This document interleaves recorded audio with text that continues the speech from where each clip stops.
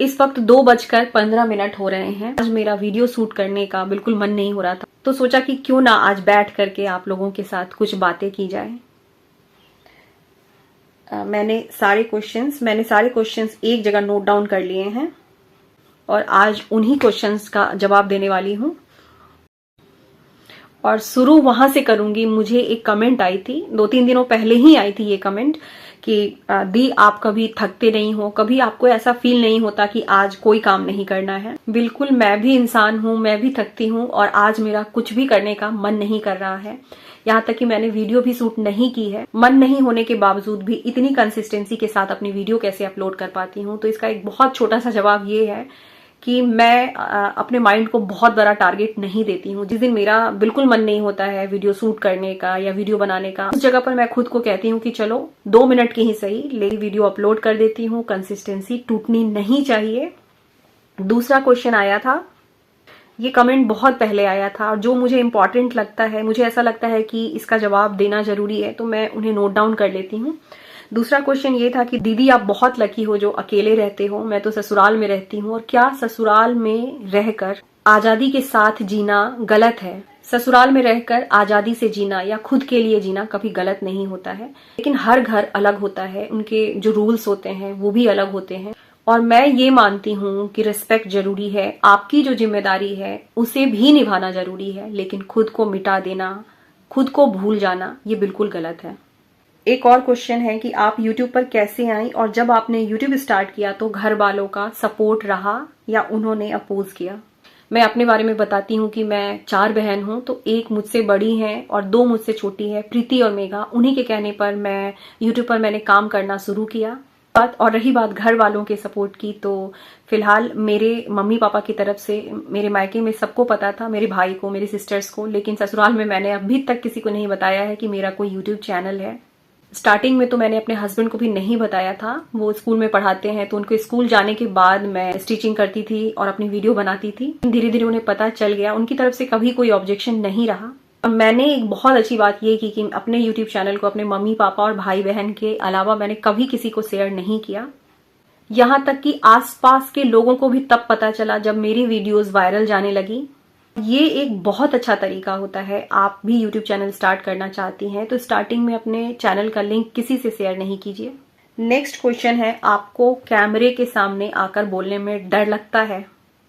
बहुत डर लगता था, सच में बहुत डर लगता था और आज भी थोड़ी हेजिटेशन होती है। मेरी अधिकतर वीडियोस जो होती है वो वॉइस ओवर करके ही मैं डालती हूँ, लेकिन धीरे धीरे मुझे अपने अंदर के इस डर को खत्म करना था। मैंने अपनी फर्स्ट लाइव देखी। अपनी फर्स्ट लाइव करते समय मैं इतनी घबराई हुई थी कि मेरे फेस पर इस जगह पे पाउडर लगा हुआ रह गया था। फिलहाल तो मैंने अपनी फर्स्ट लाइव को हाइड कर दी है, लेकिन डिलीट नहीं की है। आपको निगेटिव कमेंट हर्ट नहीं करते हैं, आप निगेटिव कमेंट से परेशान नहीं होती हैं।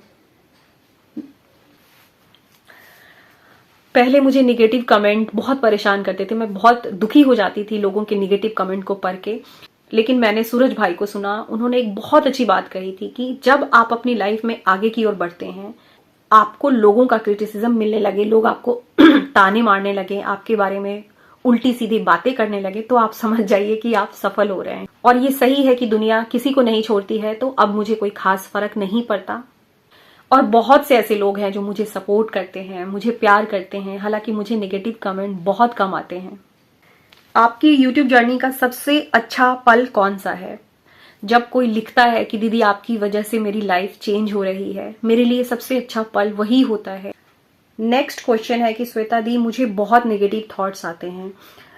हस्बैंड या बच्चा कोई भी घर से बाहर जाए तो मेरे मन में बहुत से बुरे बुरे ख्याल चलने लगते हैं, मैं क्या करूं?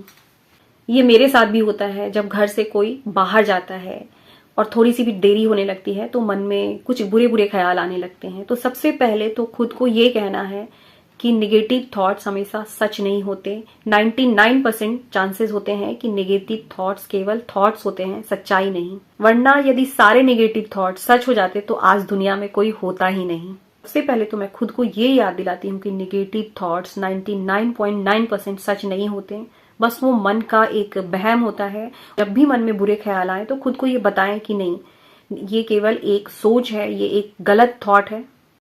सबसे अच्छा तरीका है जब निगेटिव थॉट बढ़ने लगे तो अपने आप को किसी काम के साथ बिजी कर देना, क्योंकि खाली दिमाग सच में निगेटिविटी का घर होता है। आपने जो ब्राउन वाली स्वेटर पहनी थी उसका लिंक सेंड कर दीजिए। मैंने अपनी जो ब्राउन वाली स्वेटर पहनी थी उसे मैंने ऑनलाइन नहीं लिया था, लोकल मार्केट से ही मैंने उसे खरीदा था।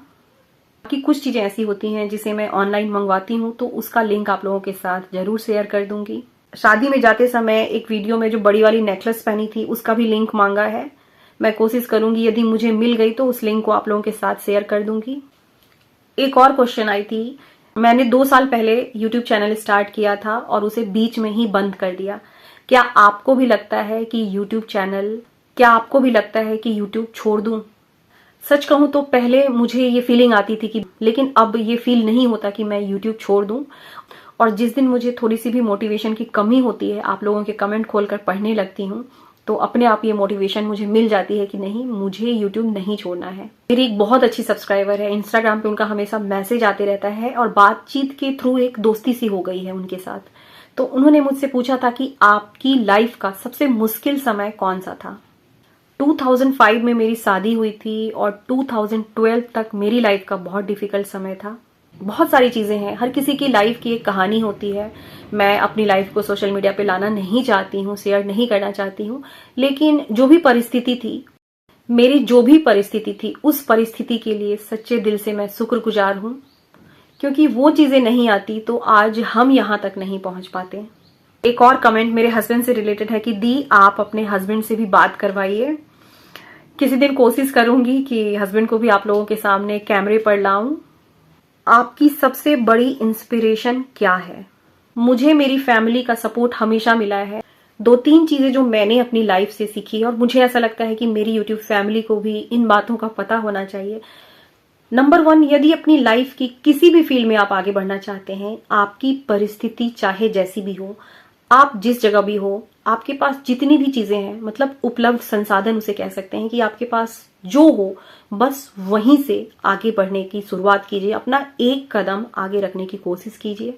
मेरी बहुत सी ऑडियंस है जो अपनी लाइफ में कुछ करना चाहती हैं, आगे बढ़ना चाहती हैं, मॉर्निंग वॉक करना चाहती हैं, अपना वेट लॉस करना चाहती हैं, अपना यूट्यूब चैनल बनाना चाहती हैं, सिलाई सीखना चाहती हैं, लेकिन सिर्फ इसलिए नहीं कर पाती हैं कि उनके पास समय नहीं है या एक अच्छा मोबाइल नहीं है। नहीं, जीवन में कुछ भी शुरू करने के लिए इंतजार की जरूरत बिल्कुल नहीं होती है। एक और चीज है कि कई बार हम बहुत सारी चीजों को लेकर, लोगों को लेकर, परिस्थितियों को लेकर बहुत अधिक परेशान होने लगते हैं।